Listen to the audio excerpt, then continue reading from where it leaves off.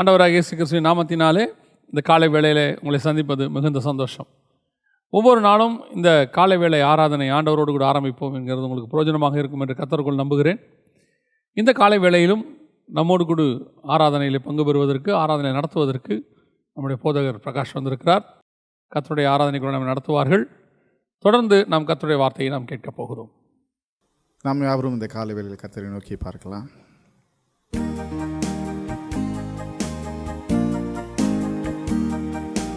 தகப்பனே, நல்ல தகப்பனே, தகப்பனே, நல்ல தகப்பனே, என்னை தாங்கிடும் நல்ல தகப்பனே, என்னை தாங்கிடும் நல்ல தகப்பனே, தகப்பனே, நல்ல தகப்பனே, தகப்பனே, நல்ல தகப்பனே, என்னை தாங்கிடும் நல்ல தகப்பனே, என்னை தாங்கிடும் நல்ல தகப்பனே. எத்தனை நன்மை நீங்க என் வாழ்வில் செஞ்சீங்க, எத்தனை நன்மை நீங்க என் வாழ்வில் செஞ்சீங்க. எதை கண்டு என்னை நீங்க இவ்வளவாய் நேசிச்சீங்க, எதை கண்டு என்னை நீங்க இவ்வளவாய் நேசிச்சீங்க. நன்றி உமக்கே நன்றி, நன்றி உமக்கே நன்றி, நன்றி உமக்கே நன்றி. தகப்பனே, நல்ல தகப்பனே, தகப்பனே, நல்ல தகப்பனே, என்னை தாங்கிடும் நல்ல தகப்பனே, என்னை தாங்கிடும் நல்ல தகப்பனே. தகுதிக்கு மிஞ்சி என்னை நன்மையால நிரப்புவீங்க, தகுதிக்கு மிஞ்சி என்னை நன்மையால நிரப்புவீங்க. உதவாத என்னே நீங்க உண்மையாக இருக்கிறீங்க, உதவாத என்னே நீங்க உண்மையாக இருக்கிறீங்க. நன்றி உமக்கே நன்றி, நன்றி உமக்கே நன்றி, நன்றி உமக்கே நன்றி. குறை ஒன்றும் இல்லை, என்னை நிறைவாக நடத்துறீங்க, குறை ஒன்றும் இல்லை, என்னை நிறைவாக நடத்துறீங்க. நன்றி சொல்ல வார்த்தை இல்லை, நலமாக நடத்துறீங்க, நன்றி சொல்ல வார்த்தை இல்லை, நலமாக நடத்துறீங்க. நன்றி உமக்கே நன்றி, நன்றி உமக்கே நன்றி, நன்றி உமக்கே நன்றி, நன்றி உமக்கே நன்றி.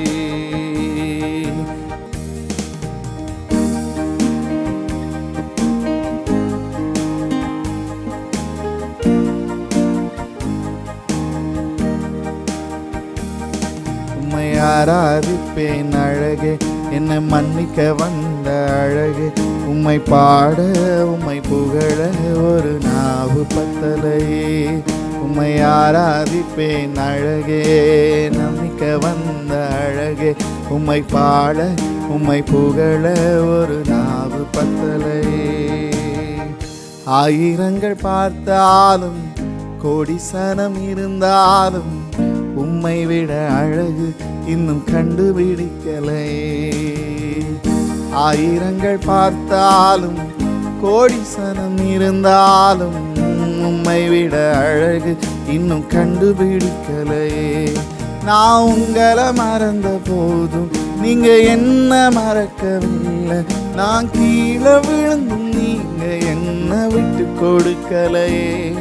அட மனுஷன் மறந்தும் நீங்க என்ன தூக்க மறக்கலையே.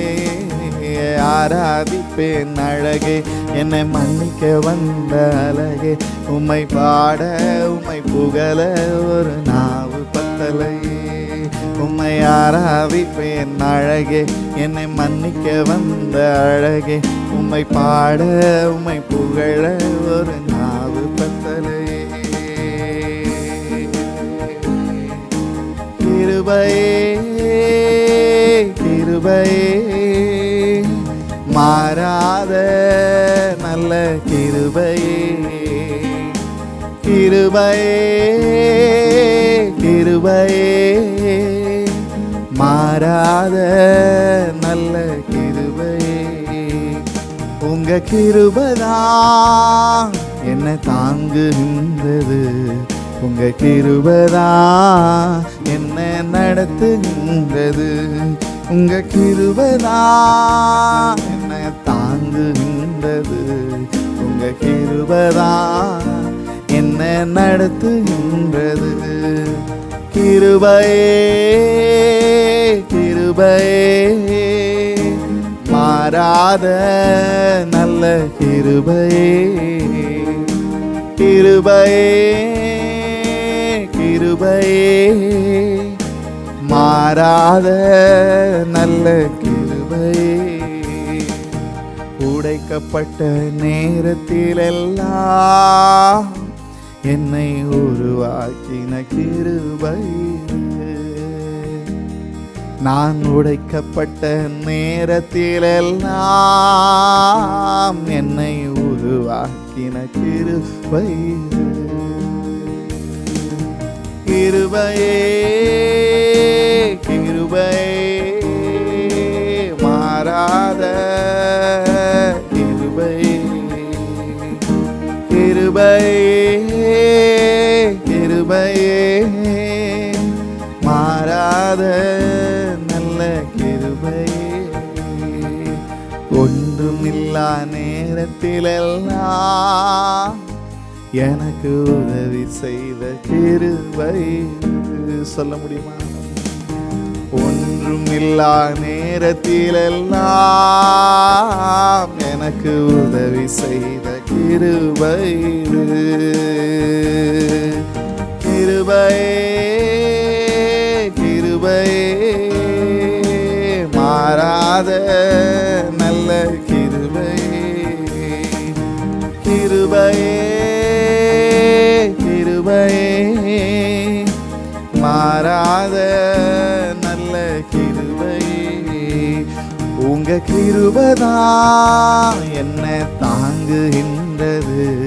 உங்க கிருபைதான் என்னை நடத்துகின்றப்பா. உங்க கிருபைதான் என்னை தாங்குகின்றது. உங்க கிருபைதான் என்னை நடத்துகின்றது.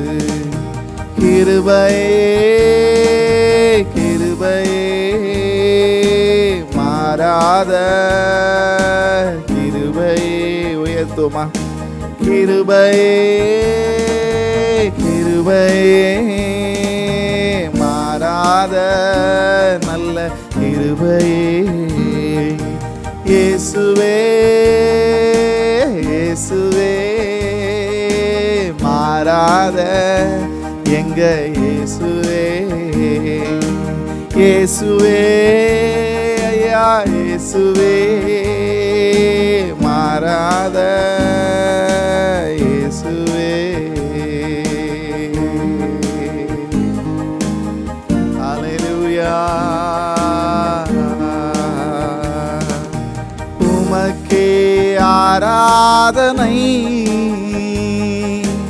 உமக்கே ஆராதனை, உமக்கே ஆராதனை, உமக்கே ஆராதனை.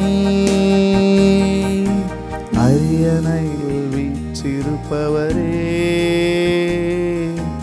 உமக்கே ஆராதனை. ஆட்டுக்குட்டியானவரே,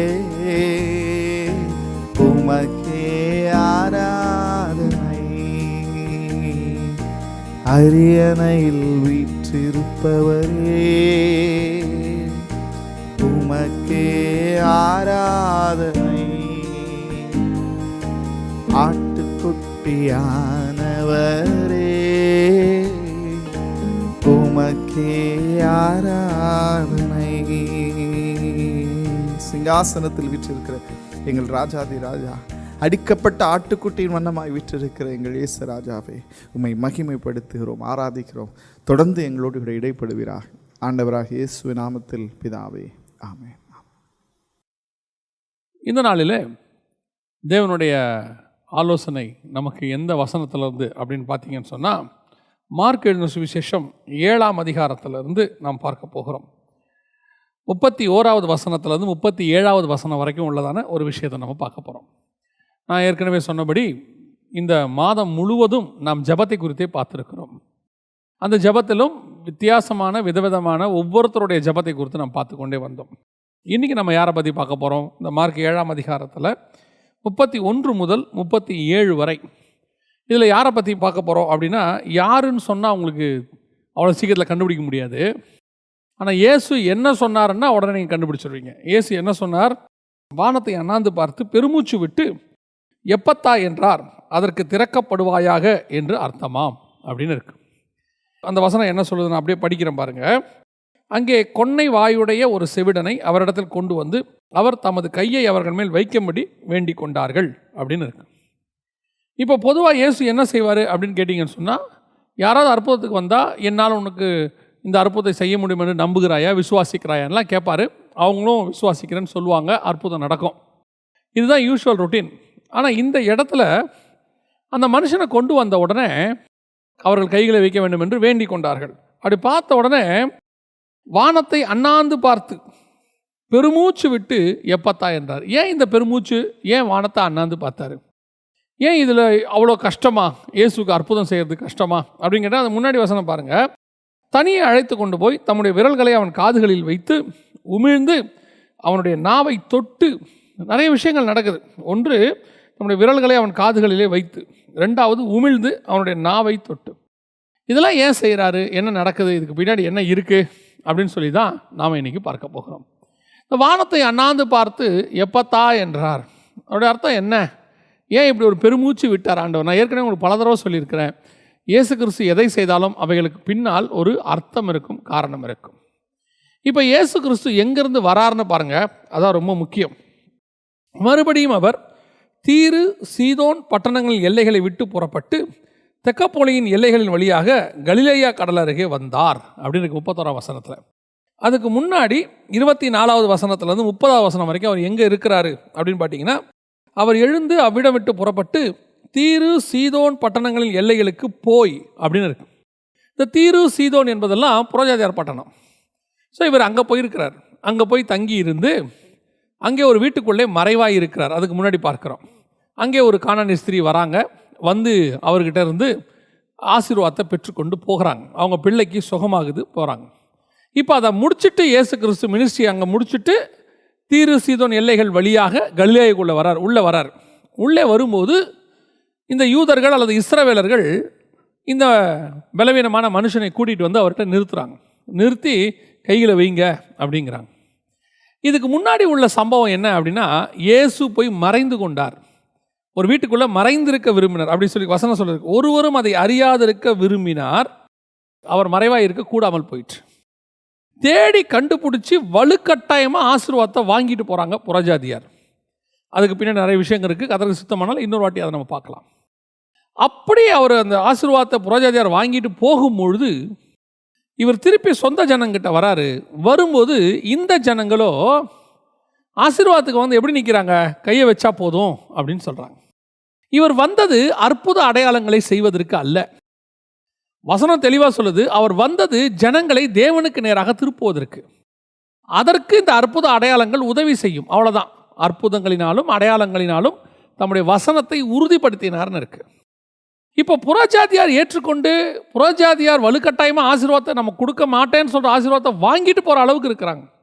ஆனால் சொந்த ஜனங்களோ அங்கே வரும்போது அவர்கிட்ட இருந்து வசனத்தையோ அல்லது அவர் மேலே விசுவாசத்தையோ அவங்களுக்கு எதுவுமே இல்லை. இவர் ஒரு டெமான்ஸ்ட்ரேட் பண்ணுறவரே பார்க்குறான். நம்ம பாஷை சொன்னால் மேஜிக் மேன் மாதிரி. அந்த மேஜிக் மேன் மாதிரி வந்து கையை வைங்க, அவன் சுகமாவான் பாவாங்க. இப்போ இந்த ஜனங்களுக்கு வந்து என்ன இல்லை அப்படின்னு கேட்டால், அந்த ஸ்பிரிச்சுவல் மூவ் இல்லை இவர்கிட்ட. அற்புதம் நடக்கணும், நடந்தவொன்னே போயிடுவான். அதனால தான் இயேசு பின்னாடி கடைசியாக சொல்லும் போது, உன்னிடத்தில் செய்தவைகளை கப்பர்நகுமே, பெத்சாயிதாவே, உங்ககிட்ட செய்தவைகளை தீரு சீதோன் பட்டணங்களில் போய் செஞ்சிருந்தா அவங்க நியாயத்தீர்ப்பு நாளில் வந்து அவங்க மாறி இருப்பாங்களேன்னு சொல்கிறார். இன்னைக்கு என்ன நடந்துச்சு? இங்கே வரும்போது வானத்தை அண்ணாந்து பார்த்து பெருமூச்சு விட்டு, அதோட அர்த்தம் என்னன்னா, புறஜாதியாருக்கு மறைக்கப்பட்ட ஜனங்களுக்கு அது வெளிப்படுகிறது, வெளியரங்கமாக இருக்கிற ஜனங்களுக்கு மறைவாக இருக்கிறது. இந்த ஜனங்க வெறும் அற்புதத்துக்கு அடையாளத்துக்கு மட்டும் என்ன தேடுறாங்களே, சுகம் வேணும்னு தேடுறாங்களே. நான் தேவனுடைய குமாரன், முடிகிற காலம் வருது. அவர் போகிற இடத்துலலாம் கேட்குறாரு, நீர் எங்களை யாருன்னு சொல்கிறீங்க? அப்போது சொந்த ஜனங்கள் அவரை ஏற்றுக்கொள்ளவில்லை. சொந்த ஜனங்கள் இப்பொழுது அடைக்கப்பட்ட காதுகளோடு கூட இருக்கிறார்கள், திறக்கப்படாத வாயோடு கூட இருக்கிறார்கள், மனக்கண்கள் குருடாக இருக்கிறது. இந்த மனுஷன் எதற்கு அடையாளமாக இருக்கிறான் அப்படின்னு கேட்டால், இவங்க வாய், இஸ்ரவேலுடைய வாய் கட்டப்பட்டிருக்குது, அவங்களுடைய செவிகள் அடைக்கப்பட்டிருக்கு, கர்த்தருடைய வார்த்தையை கேட்கக்கூடாதபடிக்கு. ஒரு இடத்துல வந்து இஸ்ரவேலர்கள் கேட்குறாங்க, எது வரைக்கும் எங்களை வேதனைப்படுத்துவீர்? நீர் தேவனுடைய குமாரனானால் எங்களுக்கு சொல்லும். இயேசு சொல்கிறாரு, நான் உங்களுக்கு பல முறை சொன்னேன், நீங்கள் என் மந்தையின் ஆடுகளாக இராதபடியினாலே நீங்கள் விசுவாசியாமல் போனீர்கள். இன்றைக்கும் ஜனங்க நாம் எப்படி இருக்கிறோம்? நம்ம ஜெபம் எதுக்கான ஜெபம்? ஜனங்க எதுக்கு வேண்டிக் கொண்டாங்க? இவங்க வந்து வேண்டிக் கொண்டாங்க. இயேசு பெருமூச்சு விடுறாரு. இன்னைக்கு இயேசு கிறிஸ்துவை வெறும் அற்புதத்தின் கடவுளாக, ஆசீர்வாதத்தின் கடவுளாக, ஏதாவது கிடைக்குமா? ஒரு குரூப் அதுக்குன்னே ஆண்டவர் தேவை. பெரும்பான்மையானவர்கள் அப்பத்துக்கு ஒரு குரூப் தேடி வந்தாங்க, அடையாளத்துக்கு ஒரு குரூப் தேடி வந்தாங்க. அதே மாதிரி தான் அவர் பண்ணுற ஒரு டெமான்ஸ்ட்ரேட்டராக அவரை பார்க்க விரும்புகிறாங்க. இன்றைக்கும் ஒரு குரூப் அப்படி தான் இருக்குது. அன்றைக்கி அப்பத்துக்கு தேடி வந்தவனை பார்த்து ஆண்டவர் சொல்கிறாரு, நீங்கள் நீ அப்பத்துக்கு தேடுறீங்க, இனிமேட்டு வராதிங்கன்றாரு. வெறும் அற்புத அடையாளங்களுக்கு தேடுறவங்களுக்கு ஆண்டவர் விரும்பலை. ஆண்டவர் விரும்புறது யாரை தெரியுமா? தம்முடைய வசனத்தை ஏற்றுக்கொண்டு தம்மை தேவனுடைய குமாரனாக ஏற்றுக்கொள்ளுகிறவர்களே. இன்றைக்கி நாம் இயேசு கிறிஸ்துவை எப்படி பார்க்குறோம்? அற்புதத்தின் கடவுளாக, ஒரு ஆசீர்வாதத்தின் கடவுளாக. அதுக்கு ஏற்ற மாதிரி ஊழியக்காரங்களை தெரிஞ்சுக்கிறோம், ஊழியக்காரங்க அதுக்கேற்ற மாதிரி கூட்டத்தை தெரிஞ்சுக்கிறாங்க. நல்லா தெரிஞ்சுக்கொள்ளுங்க, உங்களையும் என்னையும் குறித்து அவர் பெருமூச்சு விட்டுருக்கிறார். பெருமூச்சு. என்னைக்கு தான் உங்கள் கண்ணு திறக்கும்? என்னைக்கு தான் உங்கள் காது திறக்கும்? என்னைக்கு என்னோட வார்த்தைக்கு செவி சாய்ப்பீங்க? வெறும் அற்புதத்துக்கு மட்டும் செவி சாய்க்கிறீங்களே, என் வார்த்தைக்கு எப்போ நீங்கள் செவி சாய்ப்பீங்க? நீங்கள் அது முடியும் போது கூட பாருங்க, அவன் என்ன செய்கிறான்னு, எல்லாவற்றையும் நன்றாய் செய்தார், செவிடர் கேட்கவும் ஊமையர் பேசவும் பண்ணுகிறார் என்று சொல்லி மென்மேலும் ஆச்சரியப்பட்டாங்க. அவ்வளோதானே இருக்கு, அக்செப்டன்ஸ் இல்லை. இப்போ பேதுரு எழுந்திரிச்சு பிரசங்கம் பண்ணுறாரு. பிரசங்கம் பண்ணும்போது இருதயத்தில் குத்தப்பட்டவர்களாகி அவர்கள் அத்தனை பேரும் ஏற்றுக்கொள்கிறார்கள். There is no miracle. அந்த இடத்துல ஒரு அற்புத அடையாளம் நடக்கவில்லை. இப்போ இயேசு கிறிஸ்துவை எடுத்துக்கொள்ளுங்க, இவ்வளோ அற்புத அடையாளம் செய்கிறாரு. ஜனங்க என்ன செய்யணும்? இருதயத்தில் குத்தப்பட்டவர்களாகி வரணுமா இல்லையா? இங்கே என்ன நடக்குது? ஆச்சரியப்பட்டுட்டு போகிறான். ஓ, பெரிய மிராக்கிளுங்க. இன்றைக்கும் நாம் அப்படி தான் இருக்கிறோம். ஒரு மீட்டிங்க்கு போனால் கூட, நீங்கள் எதுக்கு மீட்டிங்க்கு போகிறீங்க? ஒரு பெரிய எவாஞ்சலிஸ்ட் மீட்டிங் நடத்துகிறாரு, பெரிய கிரவுண்டில் நடத்துகிறாரு, 5000 பேர் 10,000 பேர். இப்போ இல்லை, ஒரு காலத்தில் நடத்திக்கிட்டு இருந்தாங்க. விசுவாசியெல்லாம் போய் ஏன் உட்காந்தீங்க? அங்கே என்ன நோக்கத்துக்காக போய் உட்காந்தீங்க? இந்த ஜனங்களை மாதிரி தான் வியாதி சுகமாகும். ஒரு சிலர்லாம் வியாதி சுகமாகிறத பார்க்க போகிறாங்க. டெமான்ஸ்ட்ரேஷன் அங்கே பண்ணுறதான பெர்ஃபார்மன்ஸ், அதை பார்க்க போகிறாங்க. இன்னொரு கூட்டம், என்னை எப்படியாவது பேர் சொல்லி கூப்பிடுவாரா, என்னை எப்படியாவது என் பேரை ஒரு தடவை சொல்லுவாரா, இப்படி போன ஒரு கூட்டம். ஆண்டவர் சொல்கிறார், பெருமூச்சு விட்டு வானத்தை அண்ணாந்து பார்த்து. எது வரைக்கும் அவங்க ஆவிக்குரிய காதை அடைச்சி கிடக்கும்? எது வரைக்கும் உங்கள் நாவை அடைச்சி கிடக்கும்? நீ கர்த்தரை புகழ்றதை விட்டுட்டு நீ சுகமாக்குங்க, அதை பண்ணுங்க, இதை பண்ணுங்க, இந்த பூமிக்குரியதே கேட்டுக்கிட்டு இருக்கிறியே. அவர் பெருமூச்சுக்கு பின்னாடி அர்த்தம் என்ன தெரியுமா? நான் எந்த ஜனங்களுக்கு மறைக்கப்பட்டேனோ அந்த ஜனங்களுக்கு வெளியரங்கமாக இருக்கிறேன். எந்த ஜனங்களுக்கு மாம்சம் ரத்தமாய் வந்து நிற்கிறேனோ அவர்களுக்கு மறைக்கப்பட்டிருக்கிறேன். வானத்தை அண்ணாந்து பார்த்து பெருமூச்சு விட்டு திறக்கப்படுவதாக எப்பத்தா என்றார். உன் காதுகள் திறக்கப்படட்டும், உன் ஆவிக்குரிய காது திறக்கட்டும். அந்த பெருமூச்சுக்கு பின்னாடி என்ன அர்த்தம் தெரியுமா? ஏக்கம், ஆண்டரோட ஏக்கம். இன்னைக்கு ஒவ்வொரு வீட்லையும் காலை வேளையில் இயேசுநாதரை நம்ம எதுக்கு தேடுறோம்? இந்த நாள் ஆசீர்வாதமாக இருக்கணும், இந்த நாள் எந்த பிரச்சனையும் இல்லாமல் போய் முடியணும், இந்த நாளில் நான் நினச்சதெல்லாம் நடக்கணும். இதுதான் நம்ம ப்ரேயர். இப்போ இயேசுநாதர் பெருமூச்சு விடுவார். எப்போ தாம்பர் உன் காது திறக்கட்டும், உன் நாவு திறக்கட்டும். ஏன்? இந்த நாள் முழுவதும் நான் உங்களோட கூட நடக்கணும் ஆண்டவரே. இந்த நாள் முழுவதும் உங்களுடைய சத்தத்தை நான் கேட்கணும் ஆண்டவரே. இந்த நாள் முழுவதும் உங்களுடைய வார்த்தையை நான் பேசணும் ஆண்டவரே. இந்த நாளில் எனக்கு ஒரு ஆத்மா கிடைக்கணும் ஆண்டவரே. இன்றைக்கி என்றைக்காவது அப்படி ஜோம் பண்ணியிருக்கிறோமா? காலையில், இன்றைக்கி காலையில் கூட நம்ம எப்படி வந்து உட்காந்துருக்கிறோம்? எதுக்கு உட்காந்துருக்கிறோம் சொல்லுங்கள்? அவர் ஒரு அற்புதம் செய்கிறவரா, அதிசயம் செய்கிறவரா, பெர்ஃபார்ம் பண்ணுறவரா, ஆசீர்வதிக்கிற கடவுளா? இப்படி தானே பார்க்குறோம். நான் உங்களுக்கு சொல்லுகிறேன், இந்த இயேசுநாதர் வெறும் பணம் கொடுக்குற கடவுள் அல்ல. இந்த இயேசுநாதர் வெறும் உங்கள் வாழ்க்கையை சுபிட்சமாக்குற கடவுள் மட்டுமல்ல. அவர் தேவனுடைய குமாரன். அவர் வந்து உன்னோடு கூட பேச விரும்புகிறார், உன் கூட நடக்க விரும்புகிறார், வேதத்தில் உள்ள மகத்துவங்களை உன்னோடு கூட பேச விரும்புகிறார். இந்த நாள் இன்னைக்கு மட்டும் இல்லை, 365 நாளும் கர்த்தர் உன்னோடு கூட நடக்க விரும்புகிறார். ஒவ்வொரு விஷயத்திலும் அவருடைய சித்தத்தை உன் வாழ்க்கையில் செய்யணும்னு விரும்புகிறார். நீ அவரை வெறும் பெர்ஃபார்மன்ஸோடு கூட பார்த்துக்கிட்டு இருக்கிறியே. இந்த வாரம் ஆண்டவர் எனக்கு நல்ல வார்த்தையை கொடுத்தாரு, சர்ச்சுக்கு போனேன், நல்லா பேசினாரு, அப்புறம் அவ்வளோதான். அந்த வார்த்தையின்படி அந்த வாரம் முழுவதும் நான் நடக்கணும் ஆண்டவரே, எனக்கு கூட இருந்து சொல்லி கொடுங்கப்பா. சிம்சோனுக்கும் தாவீதுக்கும் என்ன பிரச்சனை தெரியுங்களா? சிம்சோனுடைய பாவத்துக்கும் தாவீதுடைய பாவத்துக்கும், சிம்சோன் மேலே ஆவியானவர் வர்றது தெரியும், போகிறது தெரியாது. ஒவ்வொரு முறை ஆவியானவர் வரும்போதும் அவனுக்கு தெரியும், அவன் அப்படியே எழுந்திருச்சு பெலிஸ்தர்களை முறிய அடிப்பான். ஆனால் அடுத்த தடவை அதே மாதிரி ஆவியானவர் இறங்கினார். நடுவில் எப்போ போனார், அது எப்போ போனார்னு அவனுக்கு தெரியவே தெரியாது. அதான் சிம்சனுடைய பிரச்சனை. ஆவியானவர் இறங்கிறது தெரியுது, போகிறது தெரியல. ஆனால் போகிறத பற்றி அவன் கவலையும் படலை. திருப்பி தேவையான போது இறங்குனா போதும். ஆனால் தாவீது அப்படி இல்லை. உம்முடைய பரிசுத்த ஆவியை என்னை விட்டும், உங்களுடைய உற்சாகத்தின் ஆவி. அவனுக்கு ஆவி வந்ததை விட அது போயிடக்கூடாதுன்னு தான் அவன் ரொம்ப கேர்ஃபுல்லாக இருக்கிறான். அதனால தான் எபேசியர் 4:30 சொல்லுது, மீட்கப்படும் நாளுக்கென்று முத்திரையான பரிசுத்த ஆவியை துக்கப்படுத்தாதிருங்கள். ஒவ்வொரு நாளும் பரிசுத்த ஆவியானவர் நமக்குள்ளே இருந்து வாசம் பண்ணி டெய்லி நடத்தணும் நம்மளை. அப்படியே போயிட்டு நீ காலையில் அப்படியே நல்லா ஆவியில் நிறைஞ்சு, எனக்கு ரொம்ப ஆச்சரியம், ஒரு சிலர்லாம் சொல்லுவாங்க பரிசுத்த ஆவி இறங்கி வரட்டும் இறங்கி வரட்டும். அவர் தான் ஏற்கனவே இறங்கி வந்து அவனை நிரப்பி அந்நிய பாஷை பேசி அவன் வந்து இன்னைக்கு ஒரு ஆவிக்குரியவன் பேரை வாங்கியிருக்கிறான் 10 வருஷம். இன்னும் ஆவியானவரே இறங்கும் இறங்கும்னா எங்கிருந்து எங்கே இறங்குறது? அப்போ உண்மையான அர்த்தம் என்ன? இறங்கும்னா அவன் மேலே அவர் இல்லைன்னு அர்த்தம், சபையில் அவர் இல்லைன்னு அர்த்தம். இன்னும் ஒரு விசை இறங்கும் ஆண்டவர் என்ன? அப்போ இது அவர் அவனை விட்டு போயிட்டாருன்னு அர்த்தம். போனது தெரியாமல் நீ வந்து உட்காந்துருக்கேன்னு அர்த்தம். அதனால தான் ஆண்டவர் சொல்கிறாரு, உன் காதுகள் திறக்கப்படட்டும். உன் காது வெறும் ஆசீர்வாதத்தை மட்டும் கேட்குற காதாக இருக்கக்கூடாது, எக்கால சத்தத்தை கேட்குற காதாக இருக்கணும். ஏன்? அந்த இதுக்கு முன்னாடி தீரு சீதோன் எல்லைகளுக்கு போகும்போது அந்த ஸ்திரீயோடைய காதுகள் கர்த்தருடைய வார்த்தைக்கு திறந்திருக்கிற காதுகள். அவன் உன்னிப்பாக கவனிக்கிறான். இவன் ஒன்றும் கேட்க மாட்டான். கையை மட்டும் வைங்க, சீக்கிரம் கையை வைங்க. வச்ச உடனே சுகமாச்சு. காரி உமிழ்ந்தாரு, கையை காதில் விட்டார், அவனை ஆசீர்வதிச்சாரு, அவன் சுகமாயிட்டான். அடுத்து என்ன சொல்கிறான்? நன்றாய் செய்கிறார். சூப்பராக செய்கிறார்ல. அங்கே வசனம் சொல்லுவோம், எல்லாவற்றையும் நன்றாய் செய்தார், செவிடர் கேட்கவும் ஊமையர் பேசவும் பண்ணுகிறார் என்று சொல்லி மென்மேலும் ஆச்சரியப்பட்டார்கள். அவ்வளோதான். செமையா இருந்துச்சியா? இன்னைக்கு ஒரு மீட்டிங்கு போயிட்டு வந்தா, இன்னைக்கு செமையாக இருந்தது மீட்டிங்கு.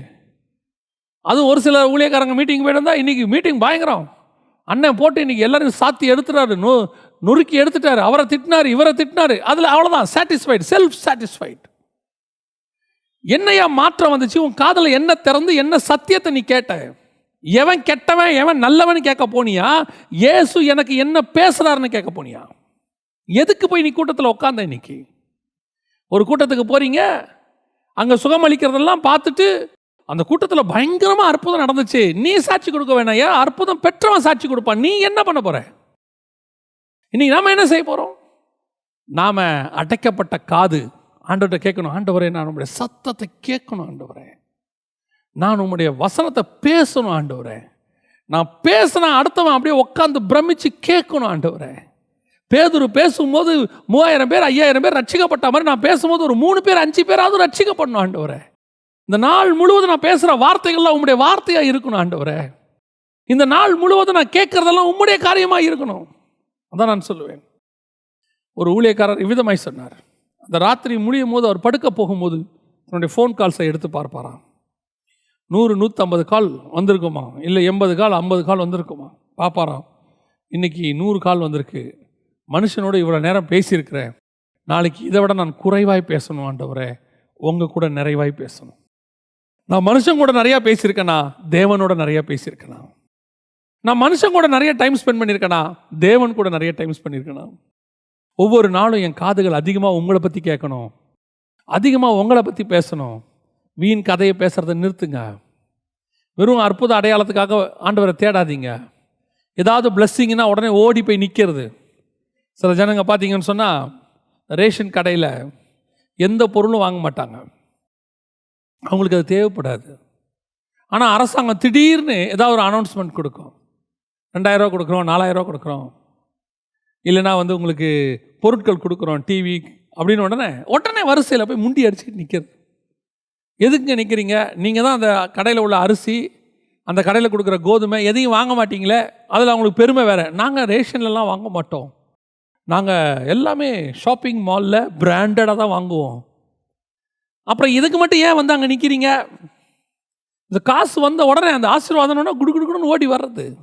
அந்த மாதிரி ஒரு கூட்டம் தான் சபைக்கு இருக்குது. செய்தி கேட்கறதுக்கு காது வராது. இன்றைக்கி ஒரு கூட்டம் இருக்குது, செய்தி கேட்கறதுக்கு காது திறக்காது, யாருக்காவது சுவிசேஷம் சொல்கிறதுக்கு நாக்கு திறக்காது. ஆண்டவர் பெருமூச்சு விடுறாரு, எப்பத்தா இது காதை திறங்கப்பா, இதோடைய நாவு திறக்கட்டும். ஆனால் 4000 ரூபா 2000 ரூபா கொடுக்குறாங்கன்னா எப்படி ஓடி போய் ரேஷன் கடையில் நிற்கிறாங்களோ, அந்த மாதிரி ஆசீர்வாதம்னு சொன்னால் உடனே, தீர்க்க தரிசனம் உடனே, அவர் அப்படியே முகத்தை பார்த்த உடனே புட்டு வைக்கிறாரு உடனே, எதிர்காலத்தெல்லாம் துல்லியமாக சொல்கிறாரு உடனே ஓடி வந்து நிற்கிறது. உங்களை மாதிரி ஆட்களையும் என்ன மாதிரி அந்த மாதிரி ஆட்களை பார்த்து தான் கர்த்தர் எப்போ தாங்கிறார், பெருமூச்சு விட்டு. பெருமூச்சுக்கு பின்னாடி என்ன அர்த்தம்? உன் ஆவிக்குரிய காது திறக்கட்டும், உன் ஆவிக்குரிய நாவு திறக்கணும். இன்றைக்கி நம்ம அப்படி ஒரு ஜெபத்தை பண்ண போகிறோம். ஆண்டவரே, என் கண்கள் இந்த பூமிக்குரியதை அல்ல ஆண்டவரே, மேலானவைகளை பார்க்க வேண்டும். என் காதுகள் மனுஷனுடைய சத்தத்தையும் இந்த பூமிக்குரிய சத்தங்களையும் கேட்டது போதும், என் காதுகள் உம்முடைய சத்தத்தை கேட்க வேண்டும். என் நாவு இந்த பூமிக்குரியதையும் மனுஷனோட உட்கார்ந்து பரியாசத்தையும் அரட்டை அடிக்கிறதையும் செஞ்சது போதும், என் நாவு உம்மளை பற்றி பேசணும். அதனால தான் இயேசு சொல்கிறாரு, பெருமூச்சு விட்டு சொல்கிறாரு, எப்போ தான் உன் காது திறக்கும்? புறஜாதியாருக்கு திறக்குதே, என் சொந்த ஜனத்துக்கு திறக்கலையேங்கிறாரு. இன்னைக்கு உலகத்தாருக்கு இருக்கிற ஞானம் அறிவு கூட திருச்சபைக்கு இல்லையேன்னு ஆண்டவர் பெருமூச்சு விடுறார். நம்ம ஜெபம் பண்ணுவோமா? ஆண்டவர்கிட்ட கேட்க போமா, ஆண்டவரே இந்த நாள் முழுக்க ஒவ்வொரு நாளுமே ஆண்டவரே, நான் உலகத்தில் கேட்குறத விட அதிகமாக உன்னை பற்றி கேட்கணும், உலகத்தை பற்றி பேசுகிறத விட உங்களை பற்றி அதிகமாக பேசணும், நான் உலகத்தை பற்றிய காரியங்களை சொல்கிறத விட சுவிசேஷத்தை அதிகமாக சொல்லணும். அப்படி தீர்மானம் எடுப்போமா? ஜெபம் பண்ணுவோம். நல்ல தகப்பனே, எங்கள் நிமித்தம் இனி நீர் பெருமூச்சு விடாதபடிக்கு, எப்போ தான் எங்கள் காதுகள் திறக்குமோ, எப்போ தான் நாங்கள் மணந்துருமோன்னு பெருமூச்சு விடாதபடி, எங்களுக்கு குறித்து சந்தோஷமாய் சாட்சி கொடுக்கத்தக்கதான ஒரு ஆவிக்குரிய ஹீலிங்கை நாங்கள் அடைய கர்த்தர் எங்களுக்கு கிருபை பாராட்டுங்கப்பா. இம்மைக்குரியதுக்காக மட்டும் உம்மை தேடுவோர்களால் நாங்கள் பரிதபிக்கப்பட்டவர்களாய் காணப்படுவோமே ஆண்டவரே. கீழானவைகள் அல்ல மேலானவைகளே நாடுகள் என்று சொல்லப்பட்டபடி எங்கள் காதுகள் ஆவிக்குரிய சத்தத்தை, உம்முடைய சத்தத்தை, பரலோகத்தின் சத்தத்தை, தூதர்களுடைய சத்தத்தை கேட்கத்தக்கதாய் திறப்பதாக. எங்களுடைய நாவுகள் இந்த உலகத்தை மேன்மைப்படுத்தினது போதும் ஆண்டவரே, எங்களுடைய நாவுகள் உம்மை துதிக்கத்தக்கதாக, மெய் தேவனை துதிக்கத்தக்கதாக திறக்கப்படுவதாக. ஆண்டவரே, ஒவ்வொரு நாளும் உம்மோடு கூட சஞ்சரிக்க நடக்க கிருபை பாராட்டும். எங்கள் நிமித்தம் நீர் பெருமூச்சு அல்ல, எங்கள் நிமித்தம் நீர் சந்தோஷப்படத்தக்கதாய் எங்கள் ஆவிக்குரிய வாழ்க்கையை அமைய கர்த்தர் கிருபை பாராட்டும். ஒவ்வொரு சகோதரனும் சகோதரியும் ஆண்டவரே, ஆவிக்குரிய காதுகள் திறக்கப்பட்டவர்களாக, நாவு திறக்கப்பட்டவர்களாக கர்த்தர் கிருபை தருவீராக. ஆசீர்வதியும், வழி நடத்தும். இயேசுவின் நாமத்தில் பிதாவே, ஆமென்.